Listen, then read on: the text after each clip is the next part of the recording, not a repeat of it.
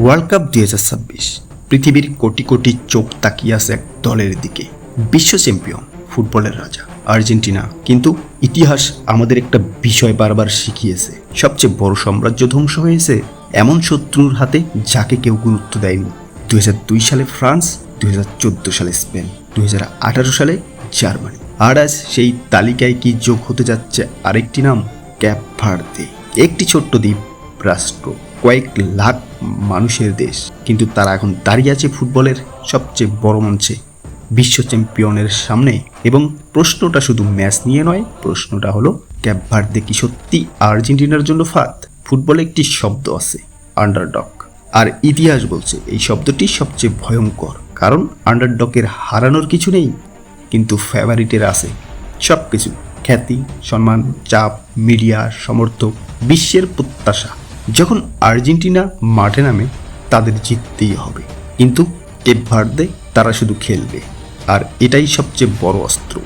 কারণ স্বাধীন ফুটবল অনেক সময় প্রতিভাবান ফুটবলকে হারিয়ে দেয়। আফ্রিকার পশ্চিম উপকূলে অবস্থিত একটি দ্বীপ রাষ্ট্র, জনসংখ্যা প্রায় 6 লাখ, যেখানে ফুটবল শুধু খেলা নয়, বেঁচে থাকার গল্প। অনেক খেলোয়াড় ইউরোপে বড় হয়েছে, পর্তুগাল, ফ্রান্স, স্পেন। তারা টেকনিক্যাল, শারীরিকভাবে শক্তিশালী, এবং সবচেয়ে বড় বিষয়, তারা ভয় পায় না, কারণ তারা জানে বিশ্ব তাদের কাছ থেকে কিছুই আশা করছে না। আর যখন প্রত্যাশা থাকে তখন অলৌকিক ঘটনা ঘটে যায়। অনেকেই মনে করেন আর্জেন্টিনার সবচেয়ে বড় শক্তি তাদের তারকা খেলোয়াড়, কিন্তু বাস্তবে তাদের সবচেয়ে দুর্বলতা সেটাই।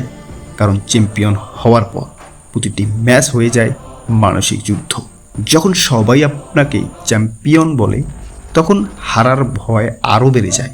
ফুটবলের চাপ একটি অদৃশ্য শত্রু, যা দেখা যায় না কিন্তু অনুভব করা যায়।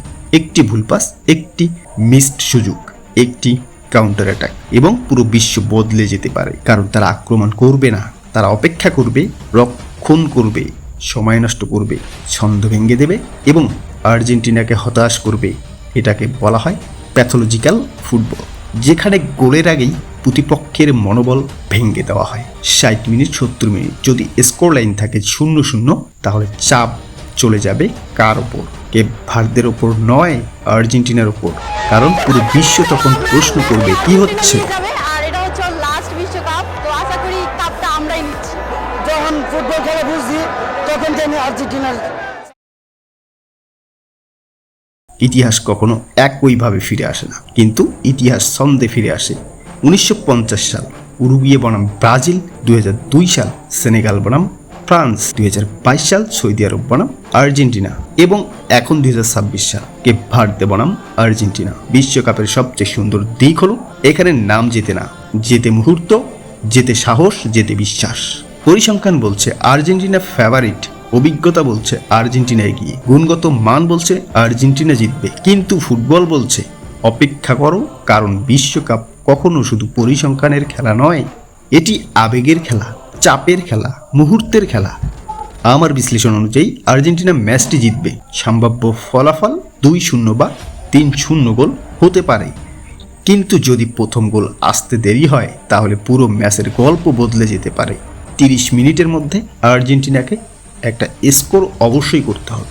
একটি ছোট্ট দেশ, একটি বড় স্বপ্ন, একটি চ্যাম্পিয়ন, একটি প্রশ্ন, কেপ ভার্দে কি ইতিহাস লিখবে, নাকি আর্জেন্টিনা প্রমাণ করবে চ্যাম্পিয়নরা শুধু ট্রফি জেতে না, চ্যাম্পিয়নরা ফাঁদ থেকেও বের হয়ে আসে।